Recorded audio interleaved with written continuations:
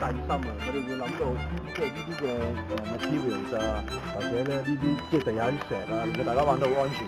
而最勁呢個遊戲咧就係你喺嗰邊衝過嚟嘅時候咧，唰一聲咁樣啦，錯去到嗰個位咧係有回旋力㗎。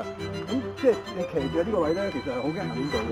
陣間話俾你聽咧係唔會嘅，我而家試一次俾你睇。佢真係好細心，佢會係研究埋呢啲嘢。點知歐洲人其實都唔細㗎啦，咁所以佢研究埋呢樣嘢，佢細節都唔細。好啦，而家試一試你睇下。